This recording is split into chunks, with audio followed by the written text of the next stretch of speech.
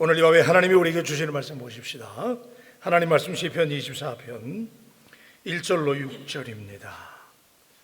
땅과 거기에 충만한 것과 세계와 그 가운데 사는 자들은 다 여호와의 것이로다. 여호와께서 그 터를 바다 위에 세우시며 강들 위에 건설하셨도다. 여호와의 산에 오를 자가 누구오며 그의 거룩한 곳에 설 자가 누구인가?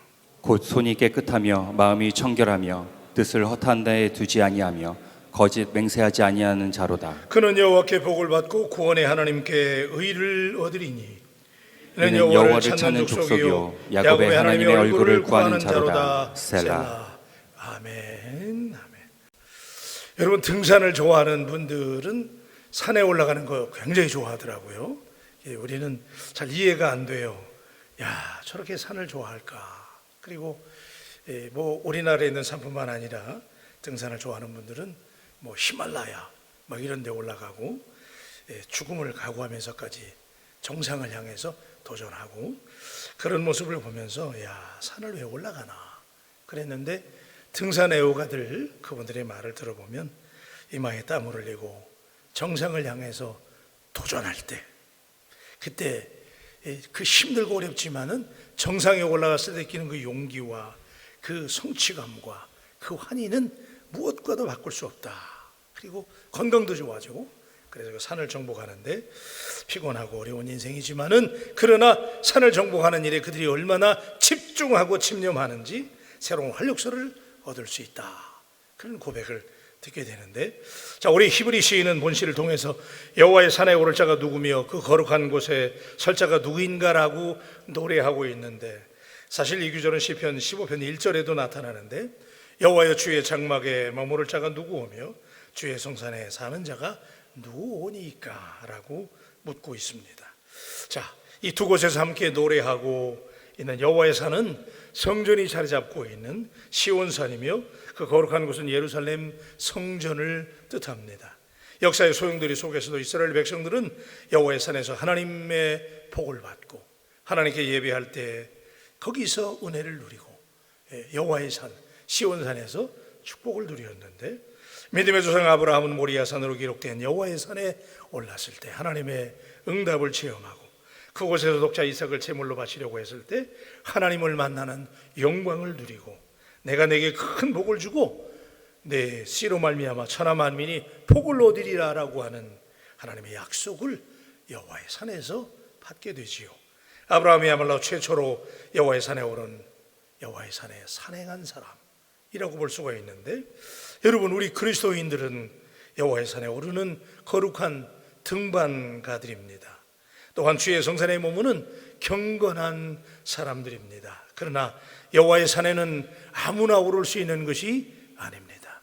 오늘 여호와의 산에 오를 자 그 누구입니까? 라고 반문하는 3절에서 여호와의 산에 오를 자 누구오며 그 거룩한 곳에 설 자가 누구입니까? 라고 오늘 본문에서 우리에게 반문하고 있는데, 하나님의 언약궤가 있는 곳, 하나님 앞으로 의미하는 상징적인 표현이 있는 하나님을 만날 수 있는 하나님의 산, 거기에 누가 오를 수 있는가? 그러므로 오늘 본절의 핵심은 누가 거룩하신 하나님 앞에 쓰임받고 누가 그 거룩하신 하나님 앞에 인정받을 수 있는가라고 하는 질문으로 우리에게 들려줘야 합니다. 공간적인 의미에서 시온산, 하나님의 성전에는 이스라엘 백성들이면 누구나 나가는 곳이 시온산이었는데, 그러나 본절의 질문은 누가 하나님 앞에 설 수 있는가?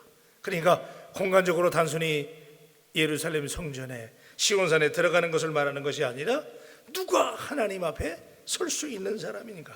그리고 이 사실이 중요한 이유는 하나님 앞에 설 수 있는 자가 하나님께 복을 받고 하나님께 구원의 놀라운 영광을 누릴 수가 있기 때문에, 우리 5절에도 있지만은 구원에 하나님께 의를 얻는 것, 인생에서 이거보다 중요한 것은 없어요.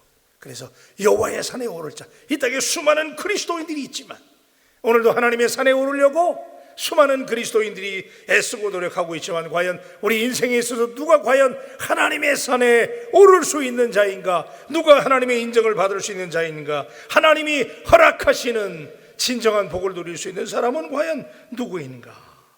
자, 그래서 이 말씀을 짧은 시간 함께 나누면서 은혜를 받으려고 해요. 자, 첫째는 여호와의 산에 오를 자, 그렇죠? 여호와의 산에 오를 자 누구냐? 여호와의 산에 오르는 자라고 하는 말은 다른 말로 말하면 하나님을 예배하는 자를 의미합니다. 3절에 여호와의 산에 오를 자가 누구며 그의 거룩한 곳에 설 자가 누구인가? 여러분 한번 따라 하십시다. 우리 여호와의 산. 여호와의 산. 그래요. 다 우리 여호와의 산에 올라야 되고 또 그 경지에 올라가야 되는데, 여기서 여호와의 산이라고 하는 것은 성막에 있는 예루살렘의 자이언트 마운틴, 시온산이에요. 그러나 여호와의 산에 오를 자라고 하는 말은 시온산에 오를 자를 말하는 것이 아니라 하나님을 예배하는 자. 그래서 예배를 받으시기에 합당한 사람, 많은 그리스도인들이 있지만은 정말 하나님 앞에 인정받을 수 있는 사람이 누구인가? 여러분, 오늘 시편 23편은 이스라엘 백성들에게 예배 때마다 드려지는 곡조 붙은 신앙의 고백이에요. 사실은 우리를 말하면 찬송가예요. 그래서 늘 이스라엘 백성들은 예배할 때마다 시편 23편에 이 식구를 노래했다고 그래요. 하나님께서 창조주 되심과 역사의 주관자 되심과 승리의 주가 되심을 노래하잖아요. 그죠? 그래서 3절 이전에 보면 하나님께서 강들도 건설하시고 바다도 세우시고, 그렇죠? 전능하신 하나님, 그 하나님을 워십하는 거죠. 자, 여러분, 역사적인 배경을 한번 우리가 보면 하나님의 임재의 상징인 법궤가 있었어요. 그 상자 안에는 여러분이 이미 아시는 것처럼 모세의 십계명 돌판과 아론의 쌍난 지팡이와 광야에서 그들이 살 때에 매일같이 하나님께서 내려주시던 생명의 양식 만나가 담긴 항아리가 담겨져요.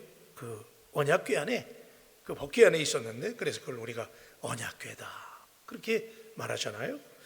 자, 이스라엘 백성들이 이 언약궤가 얼마나 중요했어요. 출애굽할 때, 약속의 땅으로 이주할 때 레위 족속 중에서 제사장들이 이 법궤, 이 언약궤를 메고 먼저 앞장섰잖아요. 그러니까 언약궤는 하나님의 임재의 상징이에요. 그래서 언약궤가 먼저 간 거예요. 하나님이 먼저 가시는 거죠. 요단강을 건널 때에도 법궤가 맨 앞에 앞장섰어요. 그런데 이 법궤를 적군에게 뺏겼습니다. 엘리 제사장 때에 블레셋 군대에게 패하면서 이 하나님의 임재의 상징인 이스라엘 백성들에게 생명과도 같은 법궤를 빼앗겼어요.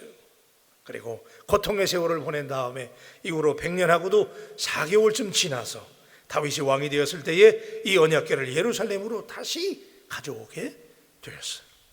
여러분, 우리가 상상해 보십시다. 하나님의 임재의 상징, 이스라엘 백성들이 항상 어디를 가든지 먼저 앞장섰던 하나님의 임재의 상징인 언약궤를 그들이 다시 찾았을 때 그들이 느꼈던 감격과 기쁨은 얼마나 대단했을까요? 정말 대단했을 거예요. 야, 드디어 하나님이 임재가 우리에게 다시 임하는구나. 그래서 다윗이 얼마나 기뻤을까요? 춤을 췄다고 그랬어요. 얼마나 기뻤으면 춤을 추었다. 이스라엘 백성들도 마찬가지입니다. 언약궤가 들어오면서 이스라엘 백성은 이제 태평성대를 누리시게 됩니다. 이 법궤가 들어올 때에 다윗 왕과 백성들이 예배를 드리면서 불렀던 찬송이 바로 오늘 시편 23편이에요. 그러니까 우리는 좀 밋밋하게 읽었지만 이 사람들은 이거 부를 때 그냥 막 기뻤던 거야. 오라 우리가 여호와의 산에 오르자, 주님의 토를 누리고 그러면서 기뻐했어요. 그래서 그 하나님이 이 법궤가 다시 오니까 그때 그들이 하는 말이 하나님이 온 우주의 주인이시고 시편 24편 1절로 2절의 말씀. 땅과 거기에 충만한 것과 세계와 그 가운데에 사는 자들은 다 여호와의 것이로다. 여호와께서 그 터를 바다 위에 세우시며 강들 위에 건설하셨도다. 그래요. 그러니까 언약궤가 들어올 때 그들이 얼마나 기뻤으면 하나님이시라는 거예요. 전능하신 하나님, 다 여호와의 것이다. 하나님이 세우셨다는 거예요. 여러분, 오늘 이 고백이 우리 가운데 예배 때마다 여러분의 입술을 통해서 선포되어지시기를 주님의 이름으로 축복합니다. 이 고백이 사라져가잖아요. 하나님이 주인이신 거예요. 하나님이 다 지으셨어요. 그래서 우리가 예배 때 나올 때마다 날마다 하나님 앞에 고백해야 될 내용은 하나님께서 다 지으시고 다 하나님의 것이고, 그리고 그 하나님을 찬양하고 높여드리고, 그럴 때 인류 역사의 주관자요 우리의 삶의 주인이 하나님이시라는 고백. 할렐루야. 하나님이 우리 삶의 주인이시다. 한번 따라 하십시다. 하나님이 우리의 삶의 주인이십니다. 아멘. 자, 우리가 세상에 살면서 끊임없이 이 고백과 싸우는 거예요. 그렇죠? 우리는 늘 싸웁니다. 내가 주인 되려고 그러고 자꾸 내가 앞장서려고 그래. 자, 그럴 때 하나님이 주인 되신다고 그럴 때 우리가 해야 될 일은 뭐예요? 하나님께 예배하는 거지요. 그렇죠? 그래서 이스라엘 백성들이 지금 법궤가 들어올 때 이 찬양을 드리면서 하나님께 월십하는 거예요. 예배 드리는 거예요. 네. 오늘날 예배가 위기잖아요. 이렇게 예배 드리기 어려울 때 없었잖아요. 정말 예배가 어려울 때. 자, 그래서 하나님 앞에 우리가 이렇게 하나님의 언약궤가 들어올 때 우리가 할 수 있는 것은 예배인데, 요한복음 4장 23절로 24절에 보면 여러분들이 그렇게 좋아하는 말씀, 시작. 아버지께 참되게 예배하는 자들은 영과 진리로 예배할 때가 오나니 곧 이때라. 아버지께서는 자기에게 이렇게 예배하는 자들을 찾으시느니라. 하나님은 영이시니 예배하는 자가 영과 진리로 예배할지니라. 다 같이 아멘. 하나님께 예배하는 자는 하나님이 예배하는 자를 찾으신다. 그렇게 믿으시면 아멘. 하나님 오늘도 예배하는 자를 찾으세요. 그런데 어떻게 예배하느냐, 여기 보니까 푸니마티 카이 알레데이아, 이렇게 이상한 말로 제가 했지만은 이 말의 뜻이 뭐예요? 하나님은 영과 진리로 예배하는 사람. 여러분 다 아시는 내용을 제가 좀 확인해 드리는 거예요. 영과 진리로 예배하는 사람.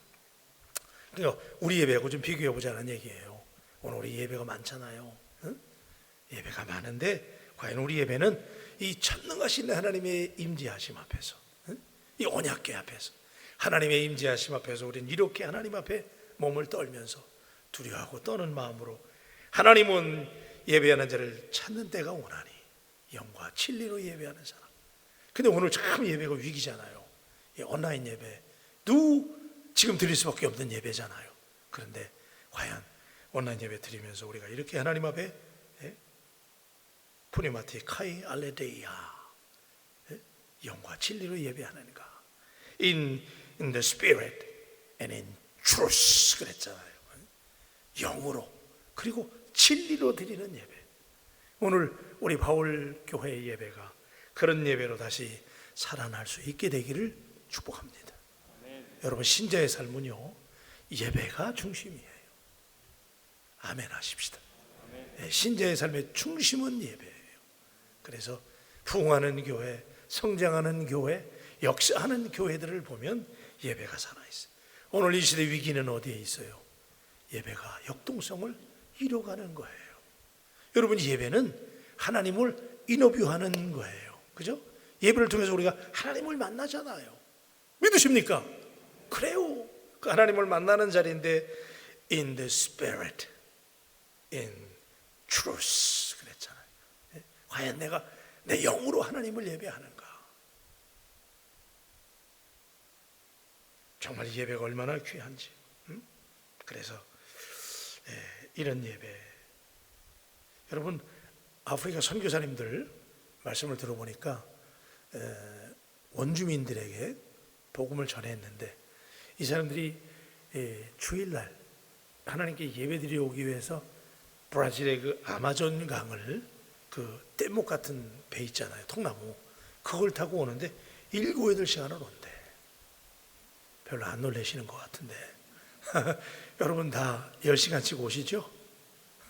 그분들은 그 예배처소에 가기 위해서 그 아마존 강변 유역에 다 이렇게 박혀 있는 원주민들이 그 자기들 예배처소에 올 때까지 7, 8시간을 그 아마존 강변에 그 파도를 헤치고 통나무 뗏목을 타고 오다가 뒤집히기도 하고 그러면서 7, 8시간을 한두 시간 예배하려고 온다는 거예요. 감동 안 되세요? 놀라운 일이잖아요.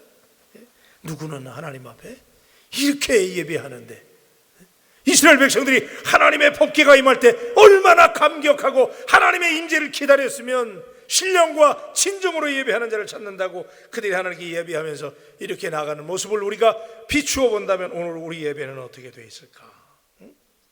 하나님의 거룩한 임재를 기대하고 사모하는 마음이 여러분 개인의 심정 위에 다시 오늘 이 밤에 회복될 수 있게 되기를 축복합니다. 빨리 이 코로나가 사라지고 말이에요. 온라인 예배가 아니라는 건 아니에요. 그것도 예배지만은 그러나 하나님 앞에 그래도 우리가 이 자리에 모여서 예배할 수 있는, 오늘 예배가 변질돼 가고 있어요. 예배의 주인은 언제나, 그죠? 예배의 주인은 언제나 전능하신 하나님이신 줄로 믿습니다.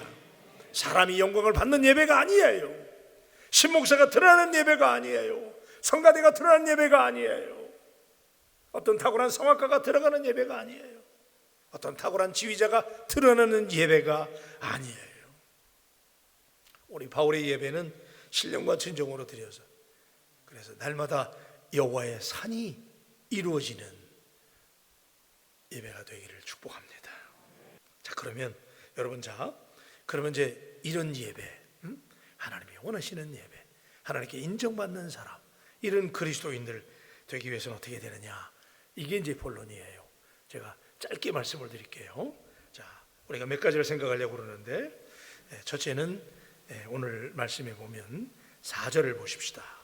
4절. 자, 첫째는 뭐냐면요, 손이 깨끗한 사람. 여호와의 산에 오를 자 누구이옵니까? 라고 묻는 다음에 4절에 보니까 곧 손이 깨끗하며. 뭐가 깨끗해야 돼요?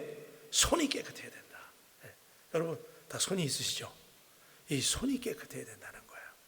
하나님 앞에 예배하고 하나님께 인정받는 여호와의 산에 오를 사람. 그러니까 여러분, 여호와의 산은 설명할 필요도 없는 거예요. 자이언트 마운틴, 그 예배가 회복되는 삶, 그 경지에 올라가면 복은 저절로 임하게 되는 줄로 믿습니다. 하나님 복 주시는 거예요. 그 산에만 오르면 거기서 하나님의 임재를 경험하는 거예요. 그런데 그렇게 되기 위해서 아무나 그 산에 등산하는 게 아니라는 거예요. 누가 그 산에 오를 수 있느냐? 첫째는 손이 깨끗해야 된다. 지금 여러분, 옛날에 우리 학교 다닐 때는 손검사했어요.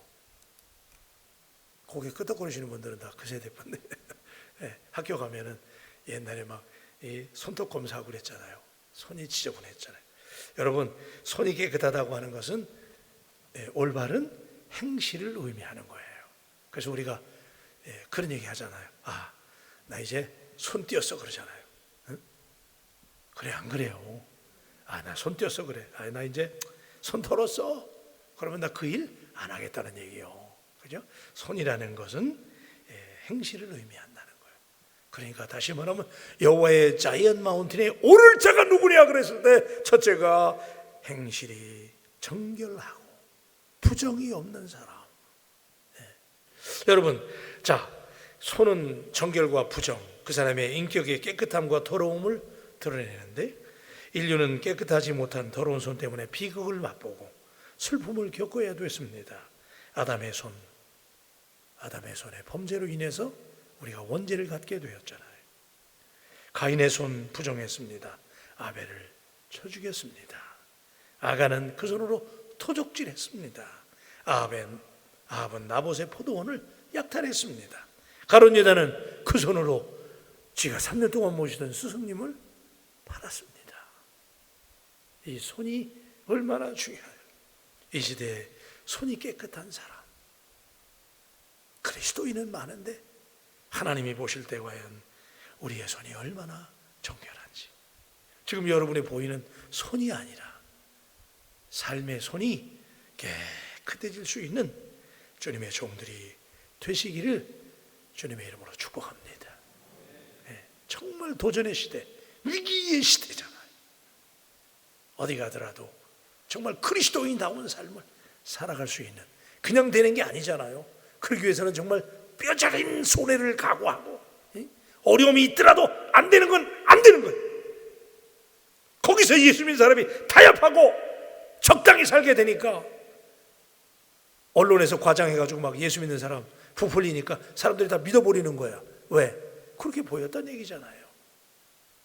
제가 언젠가도 여러분에게 말씀드렸지만은, 예수 믿는 사람은 적어도 밥 먹고 연구하는 사람들이 하는 얘기입니다. 뭐라고 그랬냐면, 적어도 그리스도인들이 세상에서 변별력을, 예수 믿는 사람 좀 다르다라는 소리를 들으려면 몇 %에? 40%. 세상 사람들보다 40% 이상의 차이점이 있어야 된다는 거예요. 여러분 얼마나 달라요? 같이 섞여서 모르잖아요. 그런데 우리 장로님이, 우리 권사님이, 우리 안수 집사님이 가서 직장에 묻혀 있지만 사람들이 볼 때 말 한마디 안 하고 그냥 가만히 행동하는 것만 봐도 40% 이상은 뭔가 달라도 다르다는 변별력이 당신에게 있는가? 오늘 그런 손으로 당신의 삶의 손이 변화받을 때 자이언트 마운틴에 오를 수 있게 될 줄로 믿습니다. 두 번째는 마음이 청결해서 뜻을 허탄한 데 두지 않는 사람이에요. 그래서 보면 4절에 마음이 청결하며 뜻을 허탄한 데 두지 아니하며. 그랬어요. 이게 한 문장이에요. 따로따로 된 게 아니에요. 마음이 청결하며 뜻을 허탄한 데 두지 아니하며, 이게 같은 문장이에요. 그래서 제가 영어 성경으로 읽어드릴게요. A pure heart, 순수한 마음이죠. 그 마음이 어떤 마음이냐? Who does not lift up his soul to an idol. 그랬어요. 이게 무슨 얘기냐면요, 순수한 마음인데 그 순수함이 어떤 마음이냐면 우상에게 그의 영혼을 팔지 않는 사람, 그 사람이 청결한 사람이래. 우리말에는 자, 마음이 청결하여 뜻을 허탄한 데 두지 않는 사람이라고 얘기했는데 영어 성경을 보니까 우상 앞에 그의 영혼을 들어 올리지 않는 사람. 이게 무슨 얘기예요? 예? 거룩하신 하나님 앞에 나아가지 않은 자는 외적인 행위의 깨끗함만으로 만족해서는 안 된다는 거. 우리의 마음이 어디에 고정되어 있느냐? 세상의 아이돌, 우상이에요. 우상에 내 영혼을 들어 올리지 않는 사람. 오늘 세상에 우상이 얼마나 많아요, 그죠? 다 우상이에요. 세상은요. 돈, 명예, 물질, 얼마나 이성, 다 우상이잖아요. 그런데 거기에 내 영혼을 lift up, 들어 올리는 사람. 여러분, 우리 바울교회가 달라야 되잖아요, 그죠? 성경이 줄기차게 강조하는 것은, 성경은 하나님 앞에서의 경건이 중심으로부터 우러나온다고 우리에게 강조하잖아요. 자, 아까 손이 깨끗한 사람이라는 것은 우리의 겉으로 드러나는 행동이라고 말한다면, 여기 마음이 깨끗한 사람, 그래서 우리의 마음, 우리의 영혼을 우상에게 들어 올리지 않는 사람이 마음이 청결한 사람이라고 그랬는데, 그 경건은 어디에 있느냐? 중심에 있다는 거야. 예? 자, 우리 사람을, 이제 제가 전에도 한번 말씀을 드렸는데, 우리 사람을 영어로 이제 person 그러잖아요, 그죠? 근데 그 person이라고 하는 말이 원래 중세 때는 페르소나라는 말이었어요. 근데 그게 이제 person이 됐는데, 그 페르소나라고 하는 말은 뭐라 그랬죠? 가면이라고 그랬어요. 가면. 우리 다 지금 가면 쓰고 있다니까. 네? 우리 옆 사람들 한번 쳐다보실래요? 자, 우리가 다, 여러분, 이거 얼마나 소중하게 생각합니까? 여기다 한번 바르기도 하고. 자, 근데 우리가 이거 꾸미려고 얼마나 했어요. 가면을 꾸미려고 그러잖아요. 그런데 하나님은 오늘 우리에게 말씀하시는 건 가면이 아니라는 거예요. 중심이라는 거예요. 한번 따라 하십시다. 중심. 좀 더 엄숙하게 합시다, 우리. 중심. 그래요. 여러분, 드러나는 행위가 어디에서 시작되느냐? 아까 우리 손을 깨끗하게 하자. 근데 그게 어디서 비롯되느냐? 중심에서. 그래서 내 마음 속에 마음이 청결한 사람, 그 사람이 어떤 사람이냐? 우상에게 내 영혼을 들어 올리지 않는 사람. 쉽게 말하면 뭐예요? 세상에 마음을 뺏기지 않는 사람, 세상과 좀 다른 방식으로 사는 사람, 그런 당신이 되기를 축복합니다. 제가 잘 돼서 하는 얘기 아니에요. 저도 여러분들하고 얘기하면서 그렇게 되자고 지금 무지하게 속으로 애쓰면서 얘기하고 있는 거예요. 여러분, 그 한국에 와보니까 그 우리가 이제 순수하다 그런 얘기 많이 하잖아요. 근데 순수하다 그러면 약간 모자라다 그런 말로 들리는 것 같아, 요즘에는. 그래요? 약간 그런 뉘앙스가 있는 것 같더라고. 아유, 목사님, 그 사람 좀 순수해요. 그러면 약간 좀 그 뉘앙스가 이상해요. 그런데 여러분, 그거 아세요? 진짜 하나님이 좋아하는 사람은 순수한 사람, 우리 하나님이 가장 좋아하실 줄로 믿습니다. 그래요. 그래서 저는 참 제 스스로가 순수해야 된다. 그리고 무슨 말할 때도 의도를 깔고 하지 말고 그냥 진솔하고 순수하게. 근데 요즘에 말들이 많아요. 우리에게 있다는 게 아니라 우리 주변에 많잖아요. 우리나라에도 요즘에 뭐 말이 얼마나 많은지 몰라. 뭐 그랬다 카더라, 뭐 아니다, 뭐 어떤 말을 믿을지 모르거든. 순수하지 않아서 그래. 그리고 남이 말하면 그냥 순수하게 들으세요. 근데 자꾸 우리는 그 말을 내가 소설을 쓰려고 그래. 저 말을 왜 했지? 그러고 생각하니까 내가 거기다 말을 보태게 되고, 그러다 보면 그 말이 또 한 건너가면 이상한 말이 되는 거야. 세상에 이상한 말이 사실은 그게 아닌데 한 바퀴 돌고 오면 이상한 말이 되는 거야. 바울교에서 무슨 지나간 얘기지만 아무튼 나 놀래 자빠지겠어 그냥. 여러분 따라 하십시다. 순수하자. 아주 크게 하세요. 순수하자. 우리 옆 사람들에게 한번 고백합시다. 우리 순수하십시다. 여러분 제가 미국에 살다 왔잖아요. 그러니까 이 얘기는 진짜 내 얘기 들으셔야 돼. 우리 한국이 제가 옛날에 살 때하고 지금 살 때하고 좀 바뀌었어요. 저는 필름이 96년도에 끊겼잖아요. 그러다가 2017년에 이어붙였거든요. 그러니까 난 21년이 스킵된 거야 나는. 그리고 갑자기 옛날에 살다가 한국이 제일 잘 사는 때에 와가지고 지금 저는 지금도 좀 헷갈리거든요. 근데 바뀌었어요. 옛날의 기억은 저는 또렷이 있단 말이에요. 난 중간이 없으니까. 분명한 사실 하나 뭐냐, 우리가 잘 살게 되고 윤택해지고 잘 나가게 되면서 우리가 잃어버린 게 뭐냐, 순수함을 잃어버렸어요. 옛날에는 순수했어요. 이웃사촌이었고 다 믿었어요 그때는요. 요즘에 안 믿습니다. 정말 문제예요. 여러분 하나님은 어린아이 같지 않고는 천국에 들어갈 수 없다고 그랬어요. 우리 장로님들,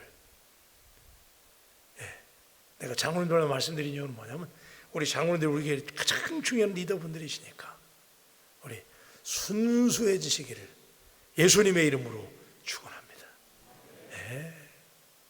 그냥 그러진 않지만 더 순수해야 돼. 그래서 정말 어린아이 같아야 돼. 우리 모이면 막 어린아이 같이 깔깔거리고 막 그냥 다 믿어지고 막 그냥 그런 교회. 근데 우리는 다 이렇게 눈을 이상하게 뜨고 막 제가 봐서만 그렇게 보는지 모르지만은 아무튼 순수해야 됩니다. 그래서 여기 지금 마음이 청결하다는 것은 동기의 순수성을 말하는 거예요. 그래서 여러분 자이언 마운틴에 누가 오를 수 있느냐? 하나님 앞에 마음이 청결한 사람, 우상들 앞에 우리의 영혼을 들어 올리지 않는 사람, 그죠? 그래서 사랑하는 우리 바울 가족 여러분, 하나님 앞에 순수함을 회복해야 되는데 바울이 로마서 8장 28절로 29절에서 이런 얘기 한 적이 있어요. 무릇 표면적 유대인이 유대인이 아니요 표면적 육신의 할례가 아니니라. 오직 이면적 유대인이 유대인이며 할례는 마음에 할지니 영에 있고 율법 조문에 있지 아니한 것이라. 그 칭찬이 사람에게서가 아니요 다만 하나님에게서니라. 아멘. 자, 여러분 우리는 상징을 굉장히 중요하게 생각해요. 그죠? 심볼. 그래서 예수 믿는 사람을 상징하는 십자가, 성경책 들고 다니고 십자가 걸고 다니고 차에다가 걸고 뒤에다가 물고기까지 붙이고. 그래서 나는 I am Christian 그렇게 얘기한단 말이에요. 그런데 그 상징이 중요한 게 아니라는 거야. 외적인 할례? 난 이 8일 만에 표피를 베어내고 내가 유대인이라는 거, 내가 초고생 피플이라는 거, 그걸 자랑하는 그 드러나는, 밖으로 드러나는 할례 받았다고 하는 상징이, 사인이, 심볼이 중요한 게 아니라 마음의 할례가 중요하다는 거예요. 여러분 하나님 살아계신 줄로 믿습니다. 크게 아멘 합시다. 하나님 살아계신 줄로 믿습니다. 하나님 오늘도 불꽃 같은 눈으로 우리를 바라보고 있는데 그 앞에서 내가 내 중심이, 내 마음의 할례가 있느냐? 그래서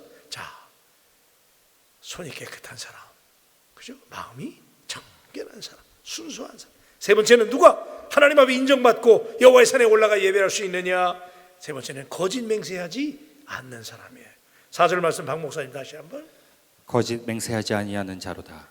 그랬어요. 여러분 앞에 두 가지 조건이 하나님과의 관계에서 가져야 될 애티튜드라면, 자세라면은 이 세 번째 거짓 맹세하지 않는 사람은 사람과의 관계에서 자세를 말하는 거예요.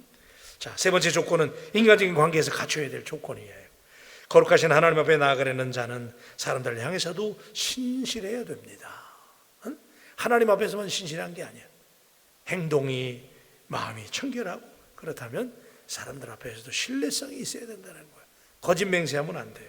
그래서 잠언서 12장 22절에 보니까 이렇게 말씀하고 있어요. 거짓 입술은 여호와께 미움을 받아도 진실하게 행하는 자는 그의 기뻐하심을 받느니라. 아멘. 자, 여러분, 우리 하나님 앞에, 우리 사람들 앞에서 항상 여러분 신실하시기를 축복합니다. 한 번 더 옆 사람들하고 우리 신실합시다. 그래요.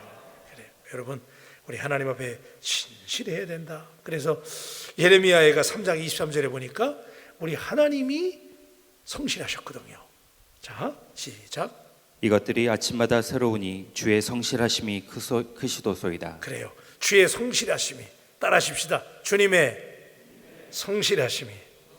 그래요. 예수 믿는 사람, 여러분 지금 우리가 이렇게 공동체로 이렇게 앉아 계시잖아요. 근데 우리가 서로 볼 때, 아, 저분 참 믿을 만한 사람이야, 이런 소리. 응?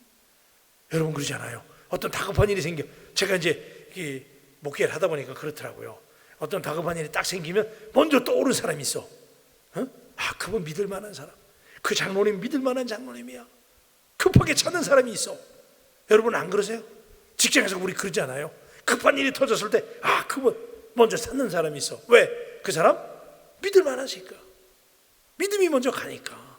그거는 부인할 수가 없어요. 근데 과연 하나님이 성실하다고 그랬는데, 자, 이것들이 아침마다 새로우니 주의 성실하심이 크다라고 그랬는데, 여기 여러분 주의 성실하다는 말이 faithfulness란 말이에요. faithfulness. 제가 얼마 전에도 말씀드렸잖아요. 믿음이 뭐예요? 믿음은 신실함이란 말이에요. 신실함이 성실함, faithfulness예요. 우리가 믿음 그러면 faith잖아요. faith, 믿는다. 그러면 거기다가 명사형으로 fulness, 그러면 faithfulness. 그게 뭐예요? 성실함, 신실함이야.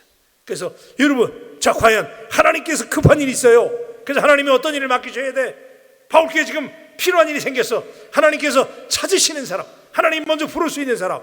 여러분 직장에 오너도 계신 분들 여기 계시잖아요. 그러면 회사에 어떤 일이 딱 생겼어.